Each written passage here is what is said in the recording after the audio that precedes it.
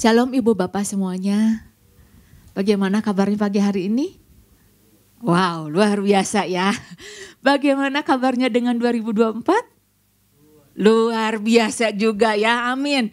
Ketika ditanya bagaimana kabarnya 2024, kita sama-sama katakan luar biasa. Karena apa? Kita, yang Tuhan inginkan adalah ketika kita memasuki 2024, kita berjalan di dalam kekuatan Tuhan dan kita bukan menjadi orang-orang yang lemah. Kita punya semangat, kita punya kegairahan di dalam Tuhan. Amin. Karena kita prajurit-prajurit Tuhan dan saya percaya sekali roh keperkasaan itu senantiasa Tuhan curahkan dalam kehidupan kita. Masalah sih mungkin bisa ada, tetap ada di dalam perjalanan kehidupan kita, tantangan tetap ada. Tetapi yang Tuhan mau, kegairahan kita itu tidak menjadi berkurang. Karena apa? Karena ada banyak hal yang Tuhan mau kerjakan lewat kehidupan kita untuk yang akan datang. Bahkan untuk sebelum-sebelumnya tanda-tanda bagaimana Tuhan mengerjakan perkara-perkara yang ajaib dalam kehidupan kita itu sudah kita alami. Nah, pagi ini Ibu Bapak kita sama-sama mau belajar dari seorang pemazmur Daud, yaitu di dalam Mazmur 143 ya, 143 apa yang Daud lakukan ketika dia dalam situasi, dalam keadaan yang tidak enak, tertekan, terancam, teraniaya, bahkan nyawanya itu diinginkan oleh musuhnya. Di dalam Mazmur 143 ayat yang ke-6 dikatakan apa coba? Mazmur 143 ya. Ayat yang ke-5 dulu ya. Aku teringat kepada hari-hari dahulu kala, aku merenungkan segala pekerjaanmu, aku memikirkan perbuatan tanganmu. Ayat yang ke-6.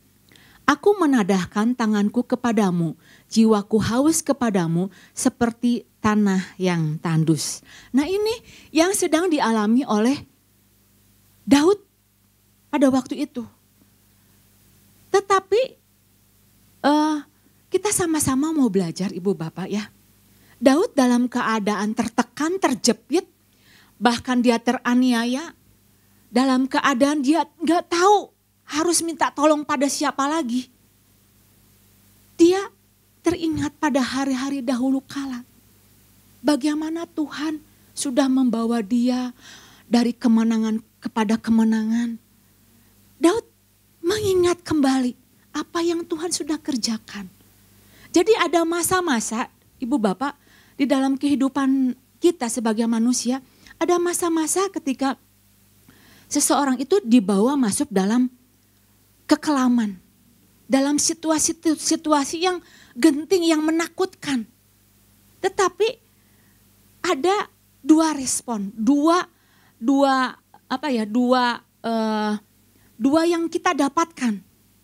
Bagaimana dengan seseorang ketika dia berhadapan dengan situasi yang menakutkan, menekan dia. Yang satu itu seperti Daud, dia bukannya jadi tenggelam di dalam kegelapan, di dalam ketakutan dia. Tetapi dia bertumbuh di dalam pengenalan akan Tuhan. Dia ngalami, ketika ada masalah, dia ngalami kemenangan. Bahkan pengenalan akan Tuhan itu bertambah-tambah lagi. Tetapi ada ketika seorang anak Tuhan yang ngalami pergumulan, permasalahan, di dalam situasi yang menekan dia, yang dia alami apa? Dia bukannya tambah kuat, bukan bertumbuh di dalam pengenalan akan Tuhan. Dia mundur, dia melemah, bahkan dia menjauh dari Tuhan. Tinggalkan Tuhan karena enggak kuat dengan tekanan yang masalah yang begitu menekan dia. Daud ketika dia tahu ini ada sebuah permasalahan yang tidak kecil, Daud berespon dengan benar. Dia bereaksi dengan benar. Itu sebabnya hasilnya luar biasa. Nah ini yang sama-sama kita mau belajar Ibu Bapak, bagaimana jangan sampai kita salah meresponi ketika ada masalah, ketika ada tantangan yang begitu menekan kita. Jangan sampai salah kita bereaksi. Salah bereaksi, kehilangan banyak pertolongan Tuhan. Kehilangan momen-momen pengalaman-pengalaman indah bersama-sama dengan Tuhan. Kemarin sudah disampaikan oleh Bapak Gembala bagaimana respon Daud, sikap Daud ketika dia bertemu dengan masalah. Dia mengulang kembali, dia ingatkan kembali, dia mereview kembali, merenungkan, memikirkan, kemudian mengingat kembali. Itu yang Daud lakukan. Jadi sepertinya pesan Tuhan ini Ibu Bapak sepertinya itu sangat sederhana ya. Sangat sederhana. Tetapi ini merupakan sebuah kunci penting bagi kita. Kunci membuat kita menjadi seorang yang mengalami kemenangan ketika bertemu dengan permasalahan yang begitu menekan kita. Nah, saya mau membacakan ya buat Ibu Bapak sekalian. Di saat kita mungkin sedang lelah, di saat kita sedang berada dalam situasi tidak mudah atau dalam keadaan yang tidak enak, ya.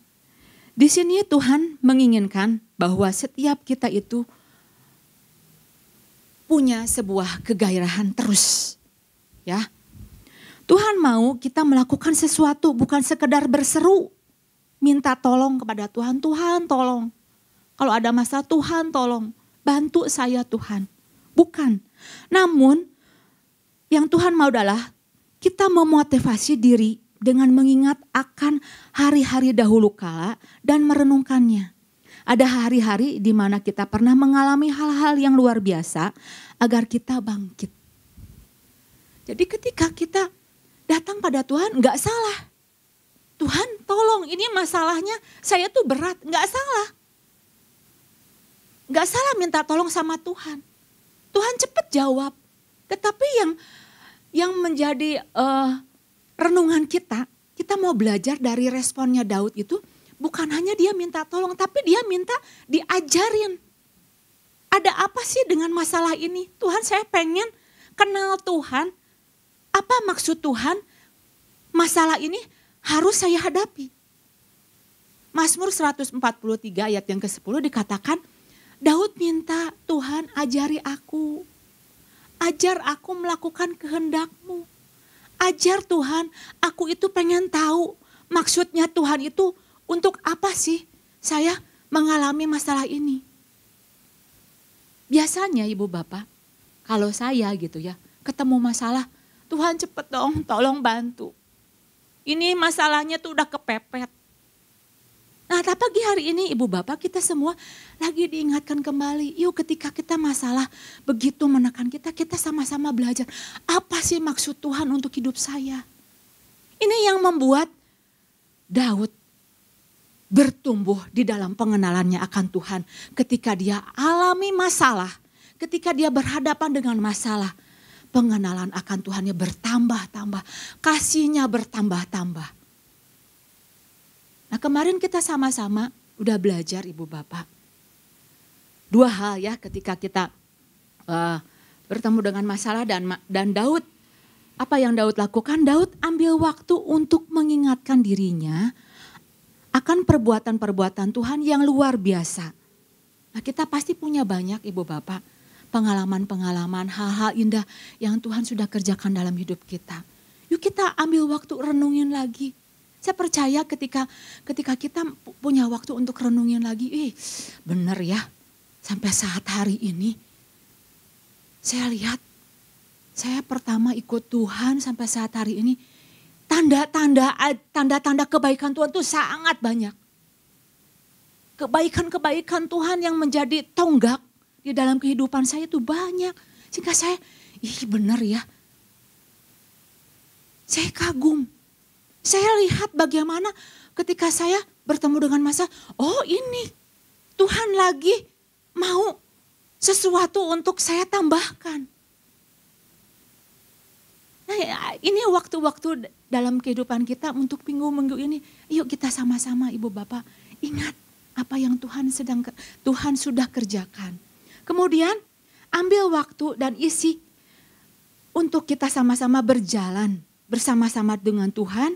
Sehingga ada begitu banyak pengalaman penting yang dapat kita tinggalkan. Pengalaman-pengalaman itu pengalaman-pengalaman yang gak bakalan kita mudah untuk lupakan. Kalau kita ngalami bagaimana Tuhan menolong kita, bagaimana Tuhan kita berjumpa dengan Tuhan, berjumpa dengan firman-Nya, berjumpa dengan pertolongannya di situ. Kita akan termotivasi, kita akan terus bangun. Oh Tuhan dulu, Tuhan sudah tolong saya. Hari ini pun saya mau ada pengalaman indah bersama-sama dengan Tuhan. Dan ketika pengalaman itu dibagikan, itu merupakan sebuah pengalaman yang hidup. Orang merasakan, wow, ada aliran-aliran kehidupan. Nah, satu hal yang sama-sama saya mau membagikan Ibu Bapak, belajar dari Daud ketika dia berhadapan dengan situasi dan keadaan yang tidak enak. Tadi kita sama-sama udah belajar bagaimana Daud mengingat kembali. Kemudian Daud ambil waktu mengisinya untuk berjalan bersama-sama dengan Tuhan sehingga mengalami pengalaman-pengalaman indah. Nah, satu hal yang saya mau membagikan adalah satu hal yaitu ketika Daud mengalami pergumulan permasalahan, yang Daud lakukan adalah Daud menadahkan tangan kepada Tuhan. Menadahkan tangan kepada Tuhan. Jadi itu poinnya ya. Mazmur 143 ayat yang ke-6. Aku menadahkan tanganku kepadamu, jiwaku haus kepadamu seperti tanah yang tandus. Seperti yang sudah saya katakan bahwa situasi yang diperhadapkan oleh Daud itu pada waktu itu bukan situasi yang mudah. Situasi yang tidak enak. Situasi yang bagaimana situasi pada waktu itu Daud itu dikejar-kejar. Dari kejaran Saul, musuh-musuhnya terus bertubi-tubi, terus gak pernah berhenti-berhenti. Yang mungkin pada waktu itu menguras energi dari Daud. Kalau ibu bapak ketemu masalah, satu kali ketemu masalah ini belum beres, muncul lagi masalah satu lagi, masalah keluarga, atau mungkin ketemu lagi nih masalah keluarga belum beres, ini masalah ditagih-tagih hutang. Atau mungkin ketemu lagi udah kejepit ini harus dibayar kalau enggak disita. Belum lagi ketemu masalah dengan pekerjaan. Jadi bertubi-tubi terus menerus. Menguras tenaga, menguras energi kita. Sehingga kita dibuat menjadi sepertinya itu fokus sama masalah. Dan akhirnya tenaga kita, pikiran kita kekuras dan akhirnya kita aduh ini membuat saya jadi lemah. Boro-boro mau datang kepada Tuhan. Boro-boro mau beribadah lebih dekat lagi, yang kepikir ini belum, itu belum, ini harus dikerjain, ini harus diselesaikan. Ini masalah di kerjaan itu harus dikerjakan lagi. Nah itu menurut kita itu sedang dilemahkan. Menurut pandangan kita sepertinya kita itu lagi dikuras energi kita. Lagi diambil kekuatan kita. Tapi ibu bapak, kita sama-sama belajar dari sudut pandang dari Tuhan. Kadangkala ketika Tuhan izinkan sebuah permasalahan terjadi, bukan seperti yang kita maksudkan. Kita sepertinya ketika ketemu masalah lagi dikuras, lagi dibikin jadi lemah. Bukan. Ketika Tuhan mengizinkan masalah terjadi, ada maksud Tuhan bagaimana Tuhan mau ketika masalah itu terjadi, kita buat menjadi dekat, menjadi cari Tuhan, menjadi pribadi yang pengen dikuatkan. Itu sebabnya Daud katakan di sini apa? Daud dikatakan, aku menadahkan tanganku kepadamu. Jadi yang Tuhan maksudkan adalah ketika ketemu masalah, bukan kita lagi dilemahkan, tetapi justru kita sedang dikembangkan. Kita sedang dilebarkan, Ibu Bapak. Arti menadahkan di sini, arti menadahkan, aku menadahkan tanganmu, artinya menadahkan itu lagi dilebarin, lagi dikembangin. Nah itu, kita sama-sama belajar Ibu Bapak. Apa sih yang mau dikembangin? Apakah itu ketika ada masalah kita sedang dikembangin, sedang dibuka pengharapan kita. Tuhan mau kita sedang dikembangkan, lebar-lebar iman kita. Apakah ketika kita menghadapi masalah, Tuhan pengen kita sedang diperluas, dibuat menjadi dewasa di dalam karakter kita. Nah ini yang harus kita pahami Ibu Bapak. Terkadang kita punya cara pandang yang berbeda. Tetapi sama-sama Ibu Bapak, kita sama-sama mau belajar. Mau belajar bagaimana ketika ada masalah. Yuk, datang pada Tuhan. Ini masalah bukan membuat saya jadi lemah, bukan membuat saya jadi kecil. Tetapi ini waktunya untuk saya dekat kepada Tuhan. Menadahkan tangan saya kepada Tuhan. Dan mengambil sebanyak-banyaknya kekuatan daripada Tuhan. Ini waktu-waktunya untuk kita mulai introspeksi diri. Tuhan, ini masalah sih memang ada. Tetapi saya mau kembangkan.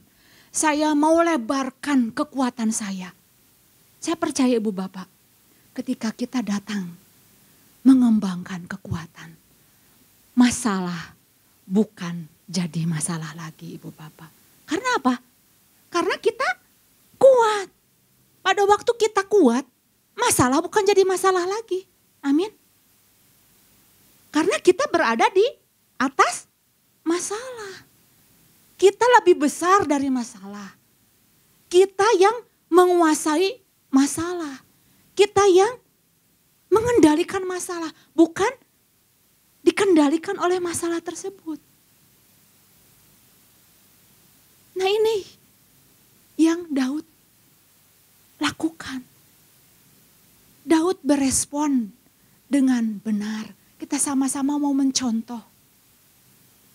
Aku menadahkan tanganku kepadamu. Dia sadar. Dia sedang dikuatkan. Dia sedang dilebarkan kekuatannya. Dia sedang dibawa pada sebuah kapasitas yang lebih lagi. Dia sadar bahwa Tuhan sedang mau nambahin lagi di dalam kehidupannya. Nah Ibu Bapak, saya mau sama-sama kita belajar gitu ya dari tokoh Daud ini yang luar biasa. Bagaimana dia punya sikap menadahkan tangannya, sungguh-sungguh berharap kepada Tuhannya. Pada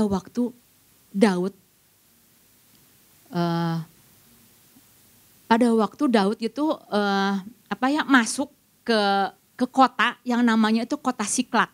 Bu Bapak tahu peristiwa Siklak? Nah, peristiwa Siklak ini jadi gini, saya ceritain gini ya. Jadi Daud pada waktu itu kan dikejar-kejar sama Saul, terus dikejar-kejar sampai akhirnya dia latih sendiri. Udah kayak gini lah, daripada saya dikejar-kejar terus, akhirnya Daud ambil sebuah keputusan, udah deh saya merger aja sama orang Filistin. Saya gabung aja sama orang Filistin. Ya, nah di situ pada waktu itu bergabung dengan yang namanya itu Raja Akhis. Nah ketika Daud bergabung dengan Raja Akis. Raja Akis minta supaya Daud hanya sebagai katakanlah sebagai hamba dia lah, yang disuruh-suruh gitu ya sama Raja Akis. Nah akhirnya oke, kalau kayak gitu, akhirnya Daud minta sebuah kota, namanya itu kota Siklak gitu ya. Nah udah ya itu. Nah satu kali ketika bangsa Filistin itu mau berperang, menyerang nih kerajaan dari Saul, menyerang orang-orang Israel pada waktu itu. Beberapa orang dari mereka itu ada yang gak setuju. Ini kan orang Ibrani. Mereka itu kan Daud, itu hambanya dari Saul. Kenapa dibawa perang? Udah aja suruh pulang. Gak usah ikut-ikutan, nanti kalau ikut perang siapa tahu sewaktu-waktu dia bakal jadi lawan kita. Nah pada waktu itu ya udah deh, akhirnya Daud tengah perjalanan suruh pulang, ya udah akhirnya pulang. Suruh pulang maksudnya menuju ke Siklak, tapi ketika Daud melihat Siklak, itu Siklak terbakar. Diserbu oleh orang Amalek. Anaknya, istrinya. Terus dibawa sama orang Amalek itu ditawan. Sampai akhirnya dengan harapan dia berjumpa dengan keluarganya, akhirnya enggak tahan. Siapa yang enggak geram? Itu kota yang ditinggali oleh keluarganya, oleh sanak saudara itu terbakar, dan orang-orangnya itu anak-anak dan istrinya itu dibawa. Nah, pada saat itu Daud enggak tahan lagi. Dia menangis dengan begitu sangat. Dia enggak tahan lagi. Mungkin di sini, ini orang Amalek kurang ajar ini. Tapi kita sama-sama lihat Ibu Bapak ya, bagaimana dari respon dari Daud ya pada waktu itu ya. Kita sama-sama lihat ya, di dalam 1 Samuel 30 ayat yang keempat, kelima dan keenam ya. 1 Samuel 30 ya. Lalu menangislah Daud dan rakyat yang bersama-sama dengan dia itu dengan nyaring sampai mereka gak kuat lagi menangis. Jadi ini kondisi Daud itu sangat menekan sekali. Sampai nangis juga udah gak kuat lagi. Mau gimana lagi, udah gak tahan lagi. Juga kedua istri Daud ditawan, yakni Ahinoam perempuan Yisrael dan Abigail bekas istri Nabal orang Karmel itu. Ayat yang ke-6. Dan Daud sangat terjepit karena rakyat mengatakan hendak melempari dia dengan batu.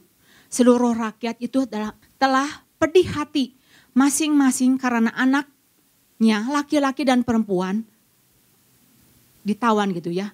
Tetapi Daud menguatkan kepercayaannya kepada Tuhan Allahnya. Ini sesuatu yang luar biasa. Kondisi pada waktu itu mungkin mencekam. Pada waktu itu Daud bisa punya alasan, aku marah. Aku kesel, aku akan serbu itu. Aku akan balas dendam sama orang Amalek dan rebut kembali. Kalau saya dalam situasi keadaan seperti kayak gitu, mungkin saya akan marah. Saya akan bertindak. Nah, ayat yang ke-7 apa di sini ya? Lalu Daud memberi perintah kepada Imam Abiatar bin Ahimelek, bawalah efod itu kepadaku, maka Abiatar membawa efod itu kepada Daud. Nah, Ibu Bapak, di sini sama-sama kita mau belajar Ibu Bapak. Lihat bagaimana Daud dalam keadaan pada waktu itu dia terjepit, dia tertekan. Dia menguatkan kepercayaannya kepada Tuhan. Ini yang namanya menadahkan tangan kepada Tuhan. Situasi yang gak mudah. Belum lagi pada waktu itu orang-orang yang mengikuti Daud pada waktu itu kan ada ya dikatakan di sini kalau Ibu Bapak baca gitu ya. 600 orang yang jadi pengikut Daud itu, dia tuh marah, kecewa sama Daud. Bahkan dia mau ngelemparin Daud. Marah saking marahnya. Saya mungkin sebagai manusia ya gitu ya. ketika lihat keadaan seperti kayak gini, ini orang 600 yang dulu sama-sama saya latih di Gua Adulam. Yang dulu tuh, kamu pun penakut. Sekarang, kamu tuh mau ngelemparin aku dengan batu. Kira-kira aja. Gue itu tahu siapa lu gitu. Dulu tuh, lu tuh penakut. Tapi sekarang, kok berontak? Daud bisa punya respon yang berbeda. Beda dengan saya. Saya beda dengan Daud. Mungkin saya pada waktu itu saya akan emosi. Gak kira-kira ini orang. Nah itu situasi yang dialami oleh Daud. Situasi yang gak mudah dia ditekan. Tapi satu hal Ibu Bapak, Daud menguatkan kepercayaannya kepada Tuhan. Nah bagaimana Ibu Bapak, mungkin Ibu Bapak kepikiran gimana sih caranya nguatin kepercayaan kepada Tuhan. Kuat ya kuat, kamu semangat ya, apakah begitu? Udahlah kamu mah, bisalah kamu kuat. Oh enggak, maksud menguatkan kepercayaan ini, saya percaya Ibu Bapak ketika Daud tahu nih, istri, anaknya semuanya itu ditawan. Dia enggak tahan. Dia mungkin masuk ke kemah bukan untuk bersembunyi takut. Enggak, Daud itu bukan penakut. Dia seorang pemberani. Bisa pada waktu itu dia berespon dengan emosi, wah kesel. Tetapi yang Daud lakukan, dia datang pada Tuhan. Mungkin dia luapkan semua emosinya. Aduh Tuhan, kok begini ya Tuhan? Engkau sudah mengurapi aku. Sudah pilih aku untuk jadi raja, tapi kenyataannya kok seperti kayak begini. Mungkin dia keselnya banget. Waduh Tuhan, ini kenapa kayak gini Tuhan? Mungkin dia bertanya-tanya pada Tuhan. Sampai akhirnya dia terus menjerit, akhirnya dia capek. Tertidur mungkin saat pada waktu itu. Dianya bangun kembali. Tuhan please, Tuhan tolong. Kalau enggak Tuhan yang tolong siapa lagi? Dia taruhkan seluruh pengharapan dia taruhkan seluruh kekuatannya kepada Tuhan.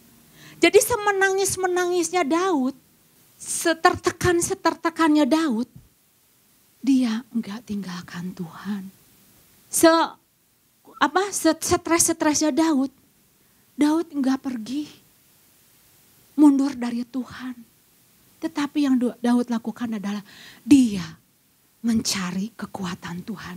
Dia datang kepada Tuhan. Dia minta pertolongan daripada Tuhan. Seperti apa?